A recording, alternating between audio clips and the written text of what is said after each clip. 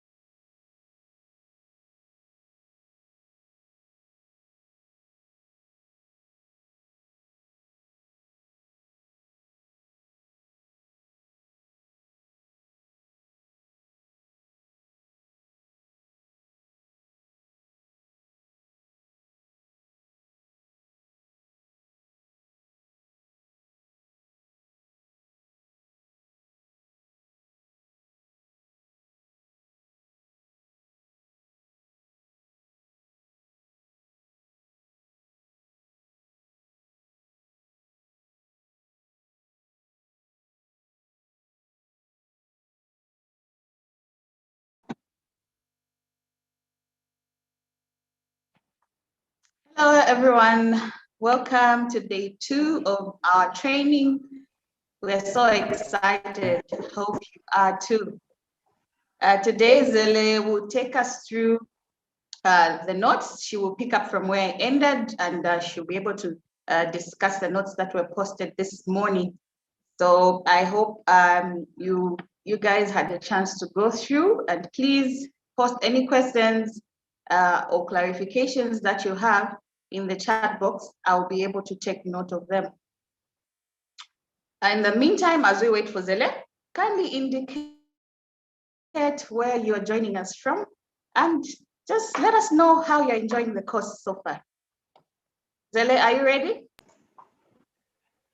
You can just give me a few seconds. I'll let everybody, let us know where they're watching from, and Okay. yeah, get more interactive.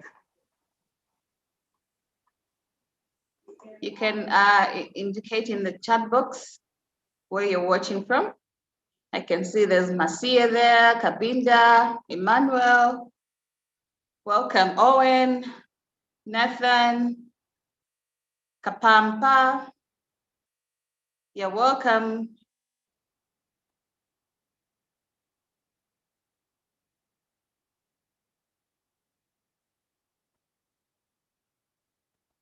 Are you ready, Zele? Okay.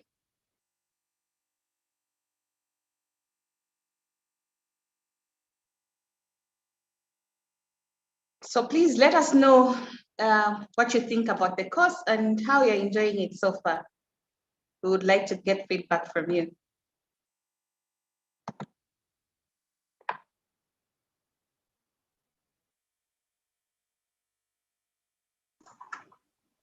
I am almost ready. Okay.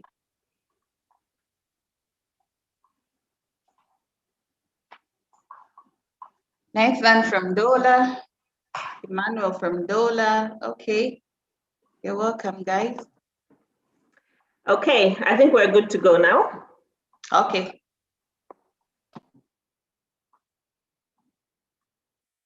Hi, everybody. Hi again. I'm going to take you through today's session notes.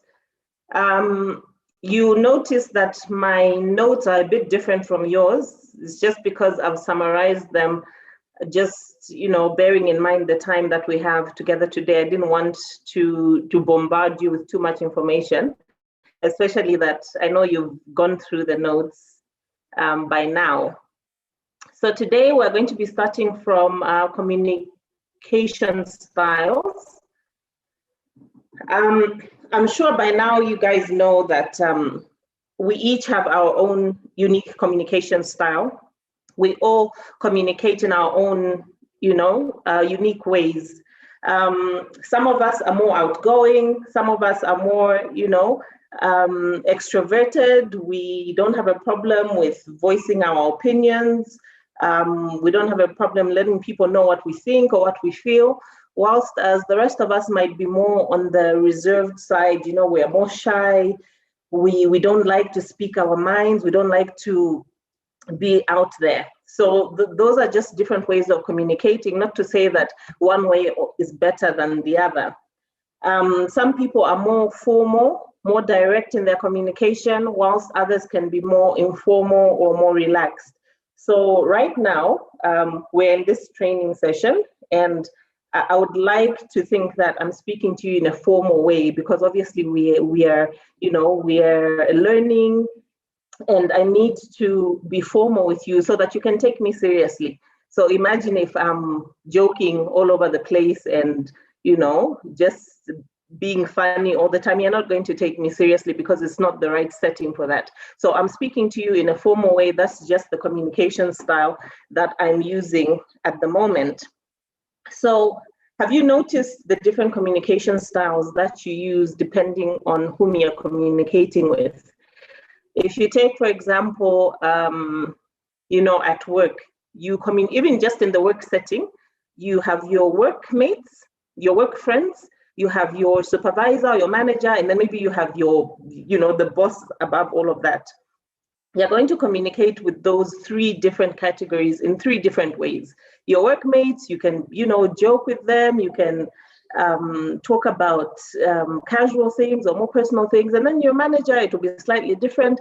And your overall boss, it will be different as well. So those are just the different ways in which you communicate with different people. So today, we're going to look at 4 different styles of communication. Direct style, spirited style, systematic, and considerate style. So let's try and see how we can understand those different styles. So we're starting with the direct style. These communicators are highly expressive people.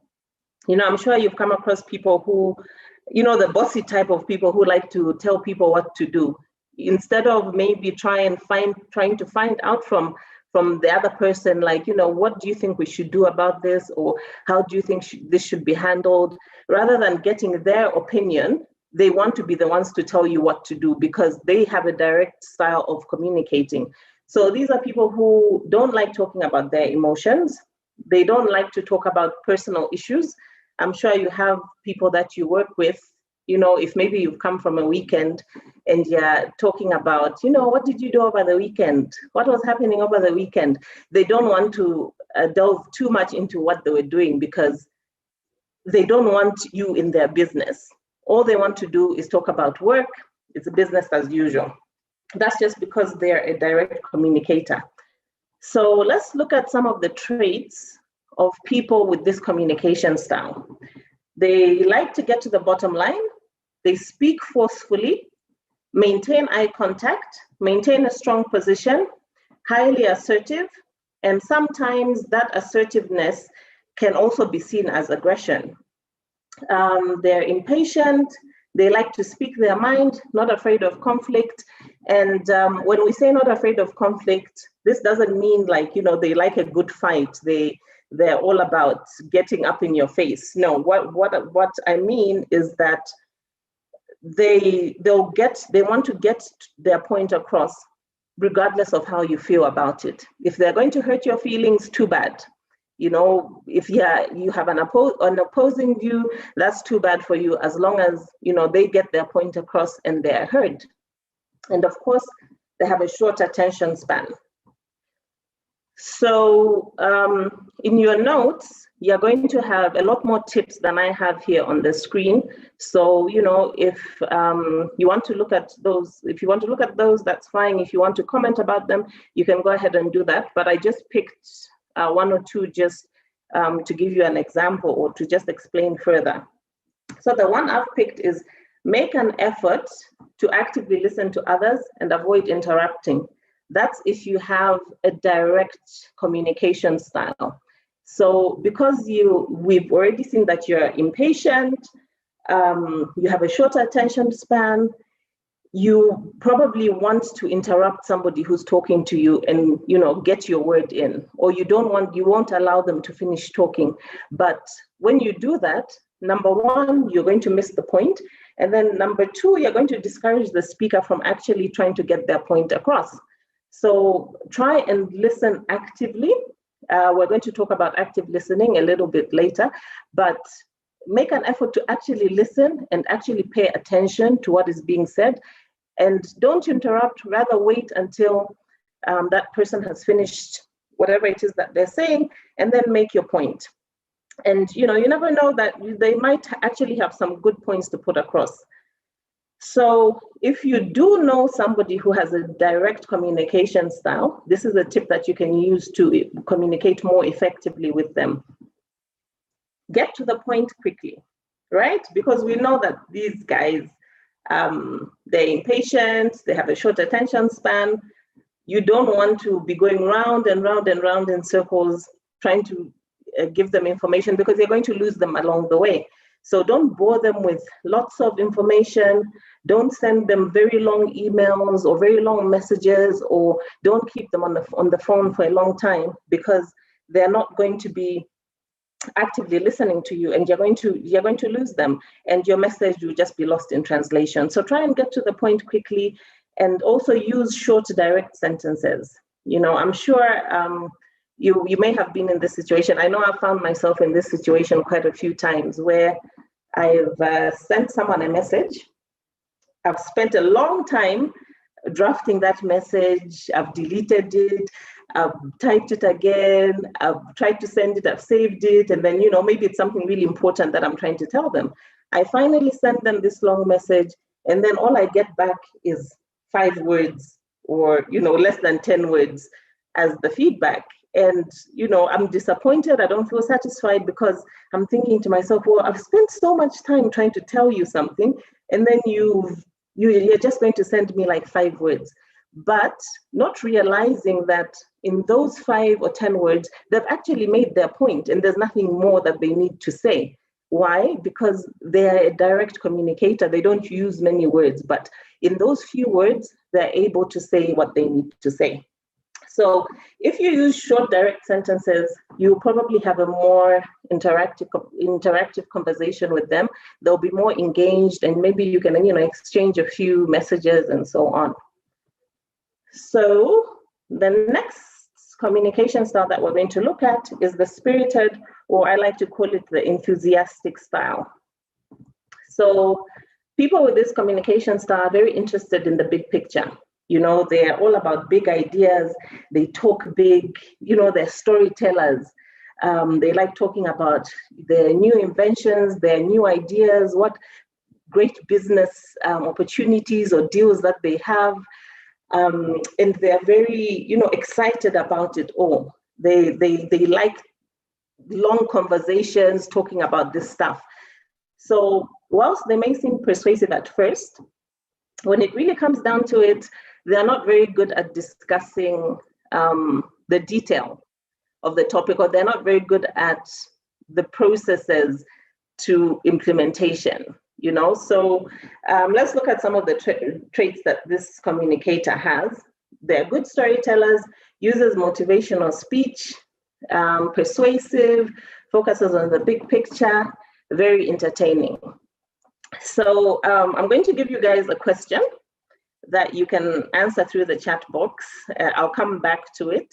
Martha, please remind me just in case I get carried away. But I want you guys to think about the type of profession that this communication style can be related to.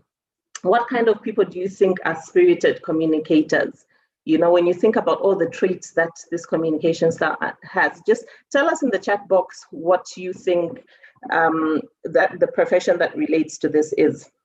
So I'm going to go on to a tip that you can use if you have a spirited communication style. When considering new ideas to share, also consider whether you have suggestions on how to action these ideas. Okay, so this goes back to being a big storyteller and being, all about the ideas. So imagine that you're in a meeting, you're in a high-powered meeting and you have an excellent idea. You've come out with an idea, you've told the meeting what your idea is, and then they ask you, okay, so how are we going to implement this idea? What steps are we going to take for this to be fruitful? And what happens? Because you're so wrapped up in just the idea, you've not thought about, how to implement it. You have no answer. And then your idea just dies in that meeting. Nobody follows up, nobody talks about it. So if you want to make an impact, before you share your ideas, before you publicize them, just make sure that you have an action plan. You have a great idea, yes, but what's the next step? So that's something that you can train yourself to think about. So a tip that you can use if you know somebody with this communication style is use an agenda with time limits for each topic. Why? Because these people get distracted. They'll start talking to you about something and then they get excited about an idea, they go off topic, they start talking about that, you lose track of time, you don't get to the bottom line of what you are meeting about. So to keep them in line, always make sure that you have an agenda and you are discussing timelines of, what each topic should how long each topic should take, so that you don't digress from the topic at hand. The third style that we're going to look at is the systematic communication style. So these communicators are all about the facts. They're all about, logical conversations. They're all about evidence. They're not, idealists. They're not storytellers. When you tell them something, that you need to back it up with some facts. So they like a lot of attention to detail. They like to analyze things, fact finding. And this is why when you are communicating with somebody who has this communication style, the feedback will be slow to come back, because they're trying to think of the most logical way that they can respond to you, and that they can give you all the information that they feel you might need for whatever it is that you're discussing. So some of the traits of these people are that they present precisely, focus on the facts, efficient on speech, well-organized workspace, and they avoid confrontation. A tip that you can use if you have this communication style is ask for more analysis time, but be sure to justify the benefit of the information that you're working on. So for example, if you're working on a report and you're doing all your fact finding, you're doing all your research, and then you discover that you're running out of time, you're not going to meet the deadline. It's okay to ask for more time, but be sure to justify the reason for that. Don't just say, oh, the report is not going to be ready, sorry, I'm going to hand it in 2 days. Why? Is the information that you're actually looking at beneficial to the report? Are the receivers of that report going to benefit more with this information that you're trying to add on? So it's okay to ask for more time. Just make sure that you justify why you need that time. And if you know somebody with this communication style, give logical reasons for the actions that you ask of them, because they need to know the scope of work for them to be able to get the information that's required. So imagine, for example, maybe you ask somebody and say, oh, can you find out why laptop batteries only last 4 hours? That's just the scope of work. There's so much information missing from that. And if you're a systematic communicator, you'll be so confused, because you're thinking to yourself, okay, but what laptop brand? And what does this laptop have? Does it have a lot of software? How long is it being used for? What are the users like? And there's so much more information that you'd require. So if you know the person that you're communicating with has this style, be sure to always give them enough information for them to actually bring back the correct information to you. So the last communication style that we look at is the considerate style. So these people lovers, this communicator style like to be around people. They like to be part of the team. They like to get involved with, stuff like fundraisers or, work events. They like to know how people are doing, and they just want to find out more about the people that they work with. They're great listeners as well. They definitely avoid conflict, and they also like to be part of the resolution if there is a conflict within the team. Why do they avoid conflict? Because they don't want to be booted out of the group or the team. So they're people pleasers. These are the kind of people who are always going to say yes to you. They're afraid to say no because it might cause a conflict, and then that might impact their relationship. So what are some of the traits of people with this communication style? They listen well, they use supportive language, they build trust, avoid confrontations, and they take things very personally. All right?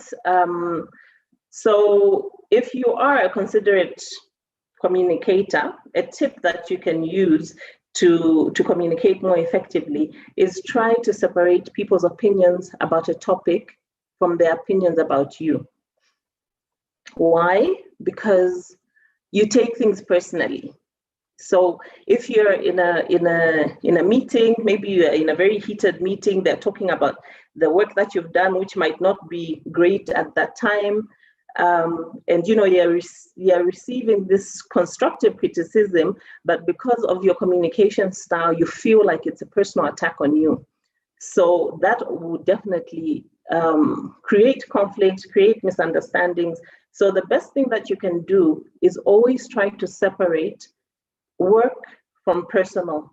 You always need to draw a line and think to yourself, okay, just because I've prepared a rubbish report, it doesn't mean I'm a bad person. It's not a reflection on the person that I am. It's a reflection on the poor work. And if the work is poor, it's genuinely poor, then take it and do better next time. So always just try to separate between what's personal and what's work. So if you do know somebody with this style, a tip that you can use is try to resolve conflict quickly. And I'm focusing on this because one of the major traits is this communicator taking things personally. So, when people take things personally, a lot of conflicts arise. And if you can identify the style that that person is working with, then you'll be able to avoid conflict. So if you know that, James is considered a communicator, then when I'm telling him stuff about his work, I need to say it, in a more objective way. I shouldn't make it personal. Otherwise, this person might get emotional and they might actually miss the point. So this brings us back to what Martha was talking about yesterday when she talked about identifying your communication style. It's really important for you to be able to identify your own communication style and the communication style of others, because that will help you communicate better. If you know that your workmate is this type of style, then you know what barriers are bound to occur between the two of you, and you're able to resolve it because then you know which communication skill to use. So I've got this visual communication or visual 8. I hope you remember that from yesterday's lesson. It's a chart for the different communication styles. We've got director, relator, socializer, thinker. So the director. Zele, yes. Maybe we should answer the question that you had asked earlier on, and maybe just before we go to that.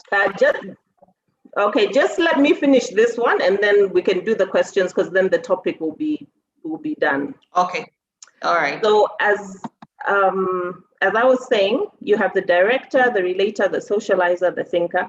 The director obviously is the direct communication style, and then the relator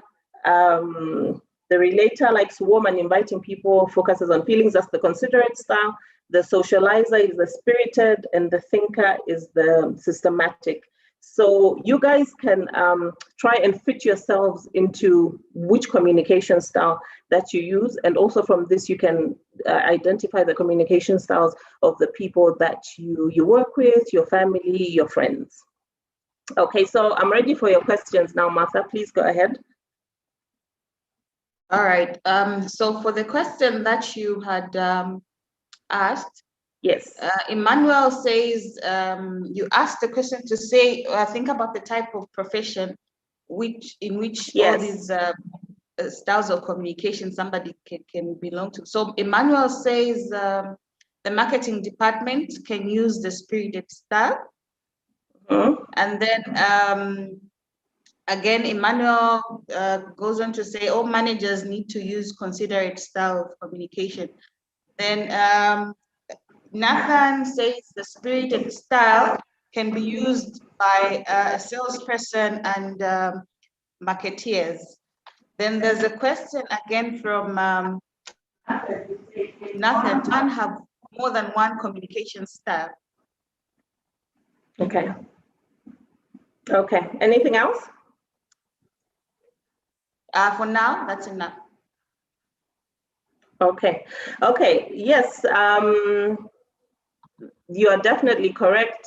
Marketers, salespeople, and also entrepreneurs. These are the big storytellers, the people with big ideas, the ones who can persuade you to invest in them, invest in their business. Those are that's one professional, one business type that you can relate well with the spirited style. And Nathan, to answer your question, you can have more than one communication style.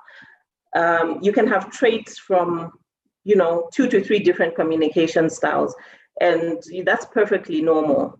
It's so we shouldn't place ourselves in a box and say, oh, I'm only a direct communicator, or I'm only a spirited communicator. So it's perfectly normal to have more than one, even more than two communication styles. I'll use Martha as an example. Martha, can you tell us what your communication styles are, and I'll let you know what I think, since I work with you. Okay, I think I'm more of a considerate style, and I've seen some traits that I have in the systematic style of communication. So Okay. I don't know, you are the judge. You tell me. Yeah, I think you're right. Definitely, yes, you are a considerate Okay. communicator, and you do have traits from the systematic communicator. So I have another question for everybody. Well, for me, I think I'm a direct communicator and a spirited communicator. So since you now know the communication style I have and the communication style that Martha has, just let us know what kind of conflicts do you think we can have as I proceed. You can just post your answers in the chat box, and we can talk about it a little later. So there's another activity there for you. This is a personality chart. It has dominance, personality, influence, conscientiousness, steadiness. So you can do this in your own time. What I would like you to do is match the 4 different personality types with the 4 communication styles, since you know more about communication styles at this point. So in your own time, just try and match which personality style goes with which communication style. Okay, so now we are going to move on to verbal communication.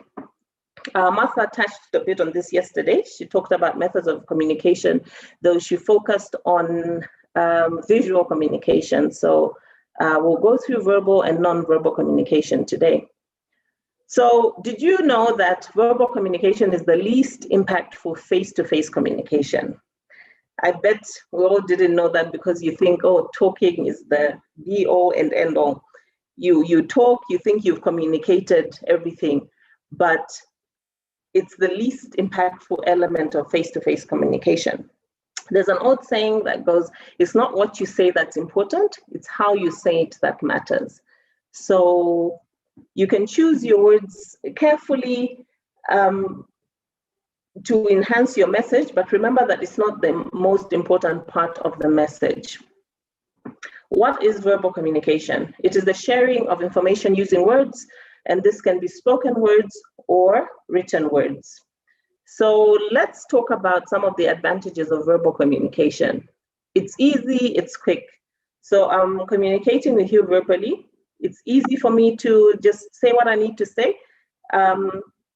You receive the message quickly because you're probably, it's probably a face-to-face, or, I'm speaking to you on the phone. It's still verbal communication. I say what I need to say. You hear what I have to say in a few seconds, and you can get a faster response. Imagine you send an email to somebody. You don't know whether you're going to receive that email, the feedback, whether it's going to take 5 minutes, 5 hours, or 5 days. But if you're talking to somebody, it's more likely that you're going to receive your feedback faster than if it's not verbal communication. And a disadvantage of verbal communication is that sometimes words used may not have the correct meaning for the situation. So this happened to me the other day.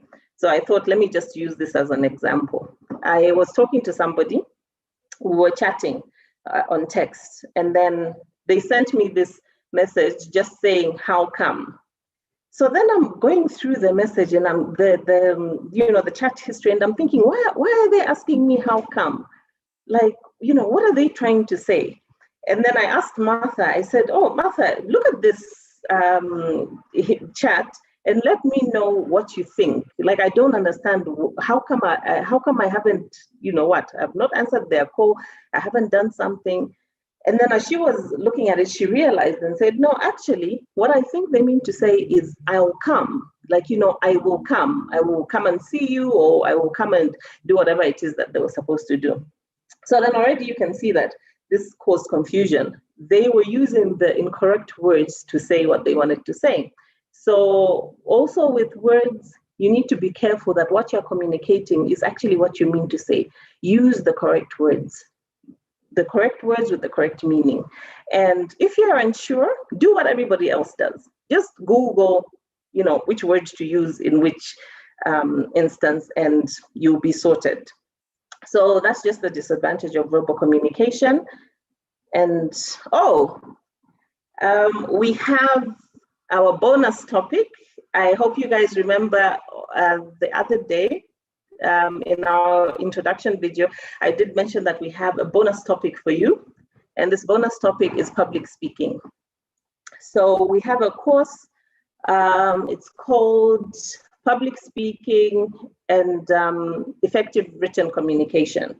So this is where this topic is from, and we just thought that we should give you just a little sneak peek into the course in case it's something that you're interested in. You can let us know, and we can let you know, the next steps. So I'll just quickly go through this public speaking, and we chose public speaking because we all speak publicly to people that we don't know. Some of us are dealing with customers, or some of you, it's people that it's at work. You address large groups of people, you look after big teams. So this is a skill that you should definitely have. And if you don't have it, you should definitely learn it, because it's something that can benefit you and something that can even help you progress in your work. So what are some of the tips that you can use to get over your fears of public speaking, become a confident and effective speaker? There's 3 P's to public speaking. I'm sure there are some people in here who are in PR. I think, Kavinda, you must be a PR profession or in that department. So you probably know what these 3 P's are. And they're very easy to remember. So the first one is to prepare, right? Think about your topic. What are you trying to say? What do you want people to know? What question are you answering? Is it relevant to your audience? So think about what it is that you want to say and make sure that it's important and it's relevant. Next, think about what your listeners need to know about the topic. Think about the information that they need to get from what you're trying to say. What answers are they going to ask you? And the best way for you to do this is to just put yourself in the shoes of your audience. If you are listening to the topic that you're preparing, what are some of the questions that you might have? What more information would you want to have? And that way, you can answer those questions even before they've been asked. Or if you really want to look smart, you can just let people ask, and you have the answers just like that, because you've already you've already researched into what it is that you think they might want to ask you. So the next one is think about the best way to make your listeners understand your topic. You are the expert in your topic. You are the expert in what you're saying. So don't make it so difficult for people to understand you. There's no need to use, complicated graphics and bar charts and all this stuff that people are not going to understand. You don't need to use, jargon or industry terminologies that not a lot of people will understand. Try and make your presentation or speech easy to understand, so that even the person who knows absolutely nothing about your topic can understand what it is that you're trying to say. And of course, write what you plan to say. You can use a notepad, You can use a phone, you can use your tablet, even your laptop, if you use whatever it is that you're comfortable with. And we do this so that we don't lose track of what our talking points are, because you might know it all, but other things come into play when you're on the podium or when you're in front of people. You might forget, you might digress, you might get stage fright, and then you forget everything. So it's always handy to have some talking points that you can refer back to in those tough moments. The next one is practice. I can't emphasize this enough. Practice, practice, practice, practice as much as you can. You can practice by yourself. If you're shy, you're not ready to practice in front of people, talk in front of the mirror or record yourself. You can use, if you have a smartphone, you can use your smartphone, record yourself so that you can see the mistakes that you're making, and you know where to improve, and also just so that you can see how you look like when you're talking. You can see some of your gestures that you use, some of the non-verbal cues that you use. If they're not appealing to the eye, then those are things that you can change. And then once you get more comfortable, try talking in front of your family or your friends, your workmates. And the reason to do this is so that you can get feedback. You can get genuine feedback, and that's the only way that you're going to improve your presentation or your speech. Then the next thing that you should do is learn to speak clearly, loudly, and at the right speed. Don't speak too fast or don't speak too slow. If you speak too slow, then you're definitely going to bore people, and they'll fall asleep and nobody will hear what you have to say. So I'm sure you've come across those speeches or presentations where the person is just flat throughout. They don't raise their voice, they don't go low, it's just a flat tone, and that's boring, especially if you're just looking at them. You tend to fall asleep because it's like a lullaby. So if you speak too fast, then nobody is going to understand what you have to say because you're speaking too fast. Then the last thing, of course, that you should do is perform. You've prepared, you've practiced, all you have to do is now just perform.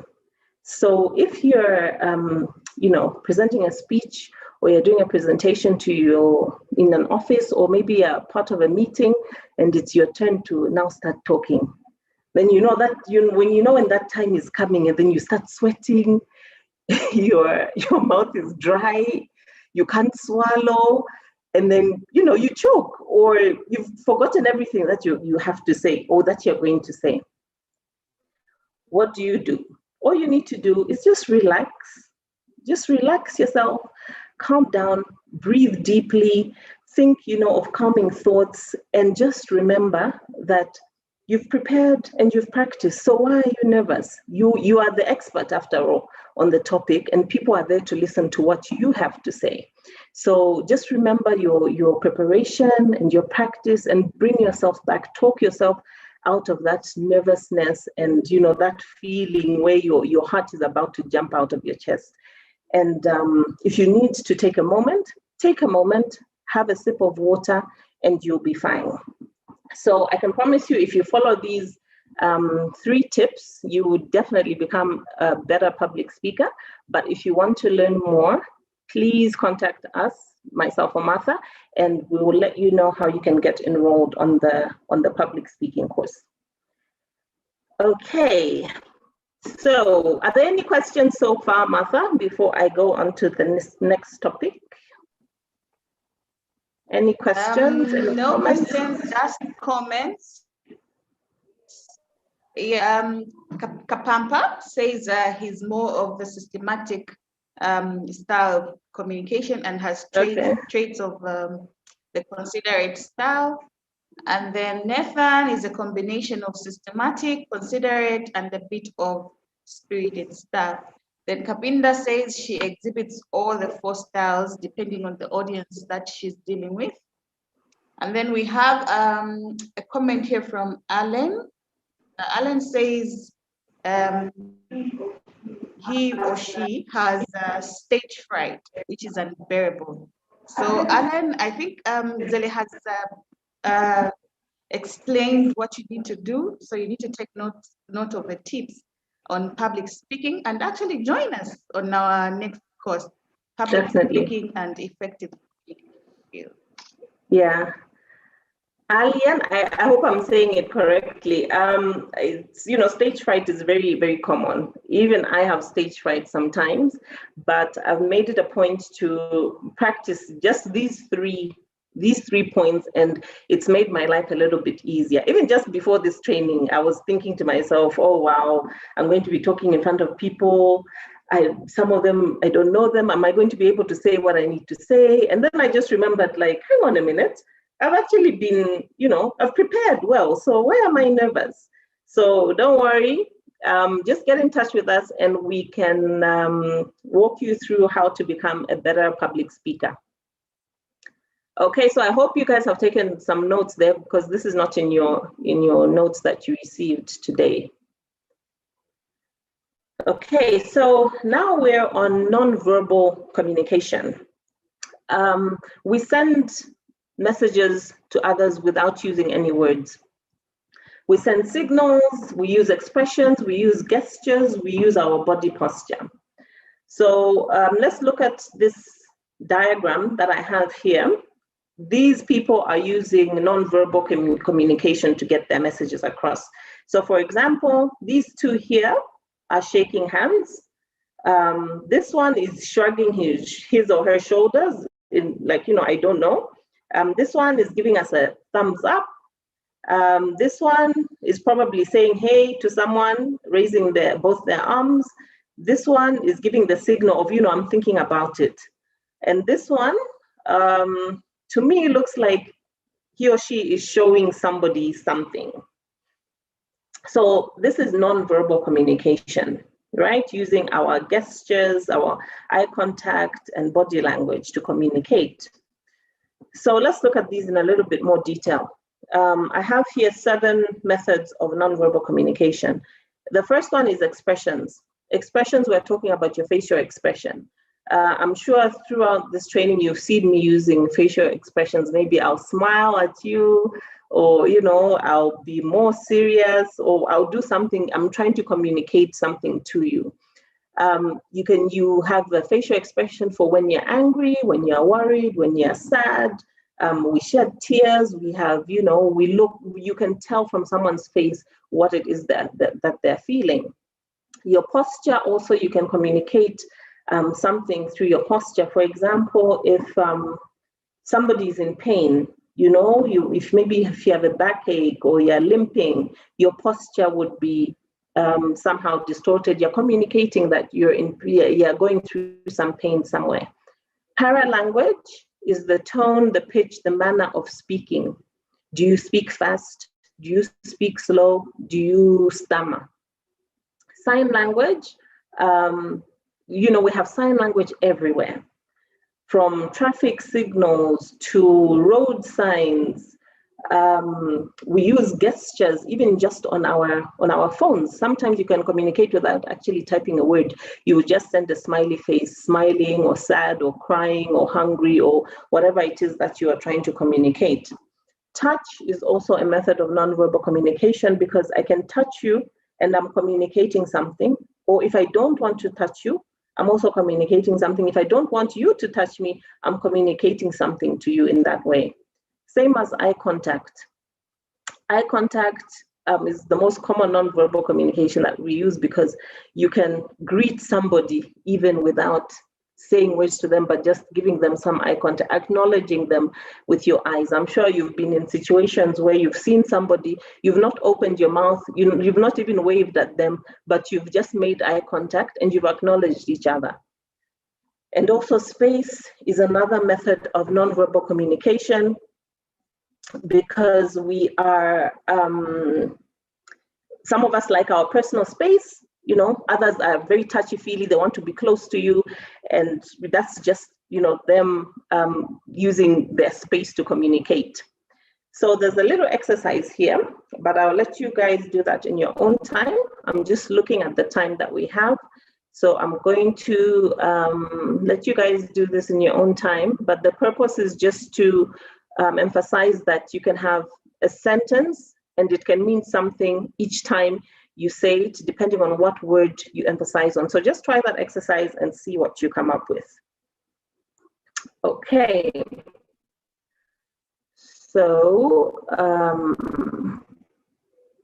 I'm going to go on to basic listening skills.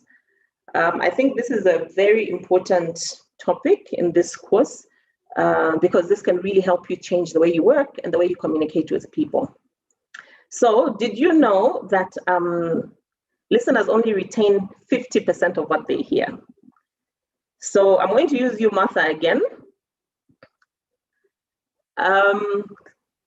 I want to test you. I want to test your listening skills. Can you let us know, what can I ask? What the 4 communication styles are? Okay. There's direct communication, spirited, Yes. considerate, and oh my God. Can't believe the 4th one has gone. Okay, see, that's okay. That's the first part of my test. Now the next one. I'm systematic. Okay, that's fine.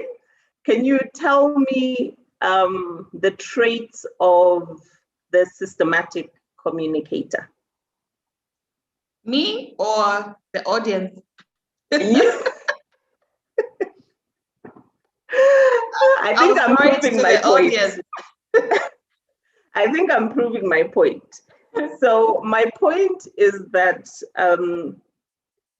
because I know that Martha has not been actively listening to me because she's doing other tasks, she's responding to you guys in the chat box, she's maybe looking after the YouTube page, or she's doing other things and she's not actively listening to me. So she's not going to be able to retain that information.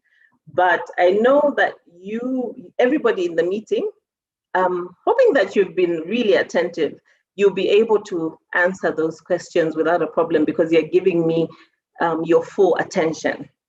So imagine the impact that this has on conversations that you have with your boss, your colleagues, your friends, your family. So think about it this way. You're in a really high-powered meeting. You know, things are being discussed and you've been talking for maybe an hour and you finish the meeting and the work that they've asked you to deliver depends on a discussion that happened in that meeting. But what were you doing? You were not actively listening. You were maybe checking your messages on your phone, saying, yes, I'm going to come home for lunch, or have you picked up the kids? Or, you know, you missed some things there. You were checking your emails, responding to an email quickly. You missed some things, and then you were not using the skills of actively listening for you to be able to retain that information. Then you're going to go to your desk and your manager or supervisor is going to say, we need that report by the end of the day. But you don't have the information because you didn't retain it. And then now you are going to ask your boss, do you have by any chance have some notes or some points that you took away from that meeting? So think about how that's going to make you look. It's going to make you look like you didn't think the meeting was important, or you're not paying attention, and you're not an efficient person. So why is it like this? Why don't we listen when listening skills are one of the most vital skills we need when we communicate effectively? Listening allows you to interpret messages that you are receiving correctly.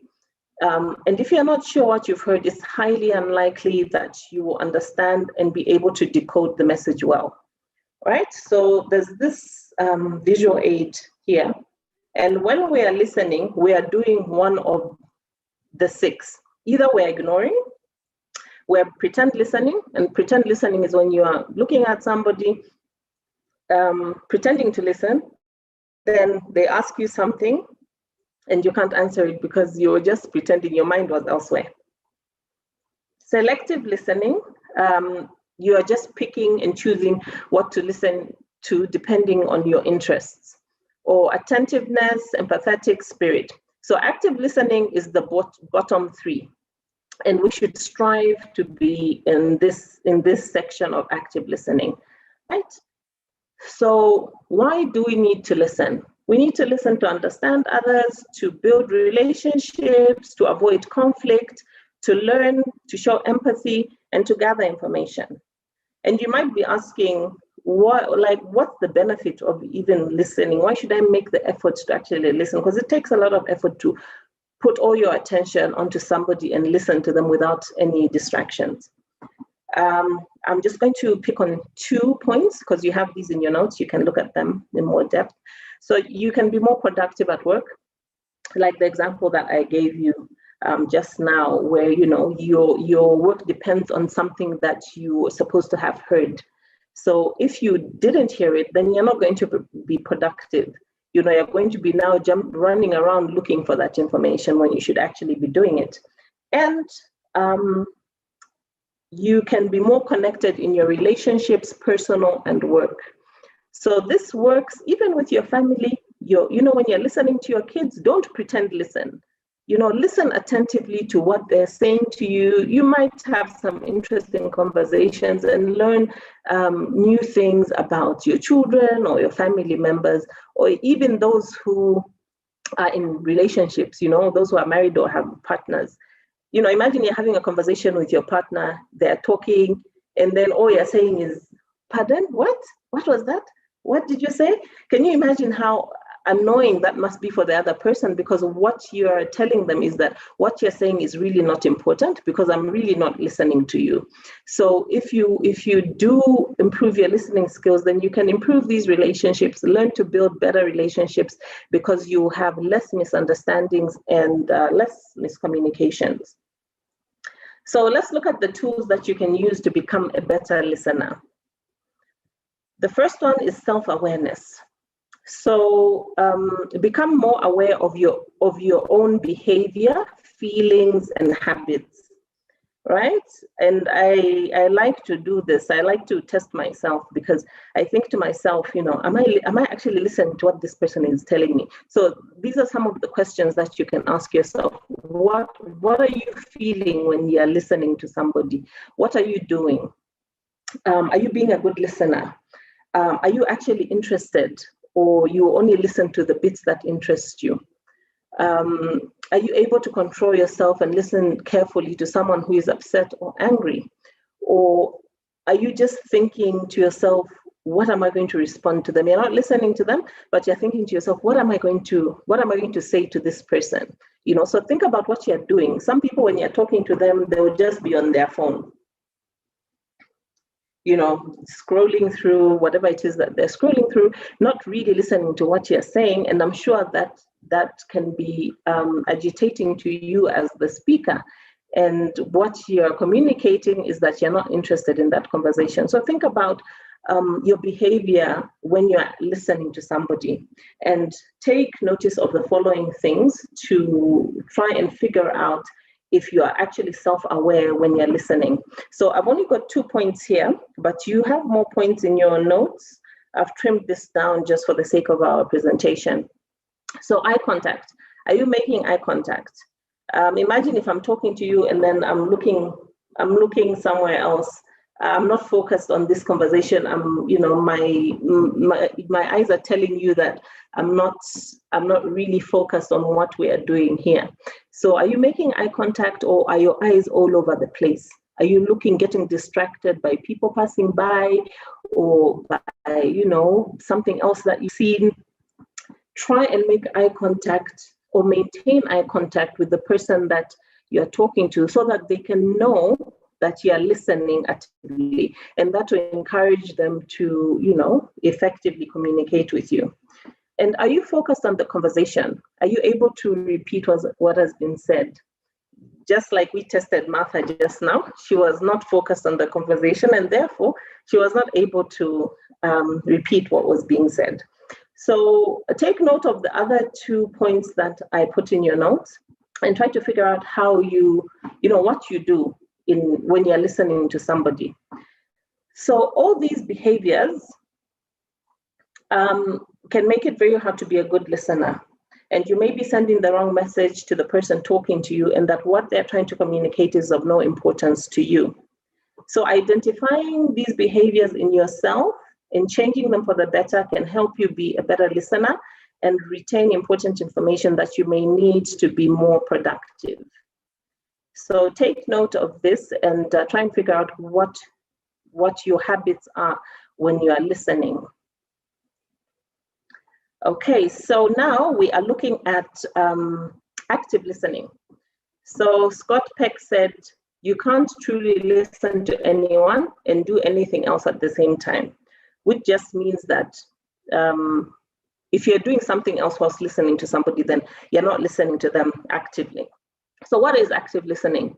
It is paying very close attention and being very involved in the conversation during the time that you are listening. So rather than spending time waiting for the person to finish talking so that you can make your point, just try and stay in the conversation, try and stay involved in the conversation. And then when they finish talking, take some time to think about your response and then respond. So this is how some people get wrapped up into making unnecessary comments, because all they're thinking about is what they're going to say instead of waiting for the person to finish talking. So this is a good habit that you can adapt, but it takes practice, concentration, and a lot of effort from you.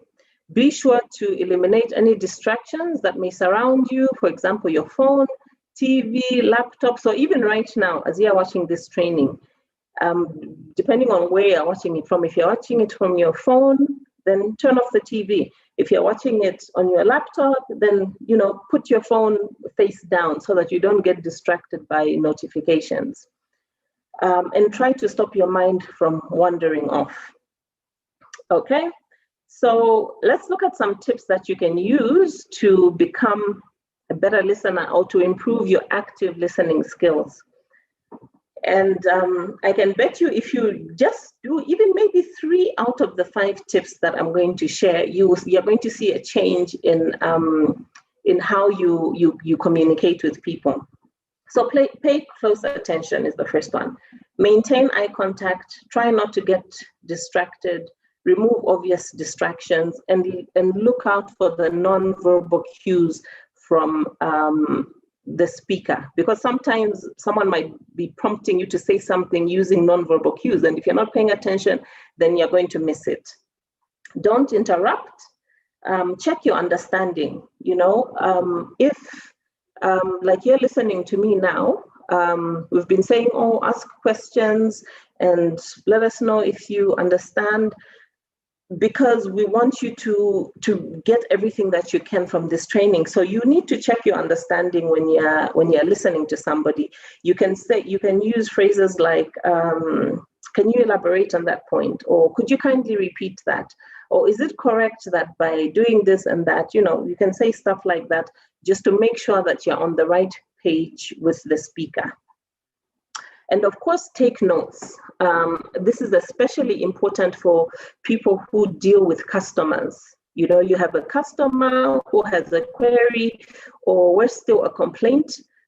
They explain it to you. They take 5 minutes explaining it to you. And then after another 3 minutes, you come back to them and say, so what exactly was the problem? What did you say? Can you imagine how annoying that is for your customer? So always try to take notes so that you don't have to go back and ask the person what they said the second time. Same with meetings. Always take notes so that you have all the information that you need and you can get the most important points out of the conversation. And then show the speaker that you are actively listening.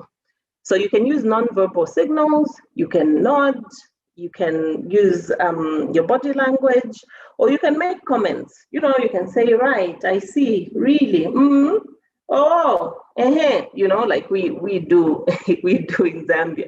You can use all of those ways to try and communicate so that the speaker can know that, oh, okay, this person is listening and they're getting what I'm saying. And of course, respond appropriately. In the same way that you've been listening actively, respond in the right manner. Show the speaker the same respect that you've shown them.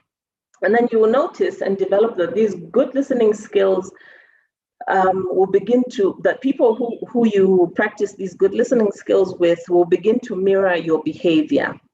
And that works well for everybody because, you will then all be more productive and you work easily without any miscommunications. So, have you ever found yourself in a situation where it's difficult to listen? You're dealing with an angry person. You also have your own, your emotions are building up.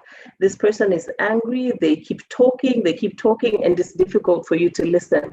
Or you're talking to an emotionally charged person, you're trying to console somebody who's emotional, and you're finding it difficult to concentrate on what it is they're saying. You're finding it difficult to listen to them. So in addition to the skills that we've just talked about, these are some more tips that you can use, that you can add on to your active listening skills, just to help you remain in that conversation and listen to what's being said.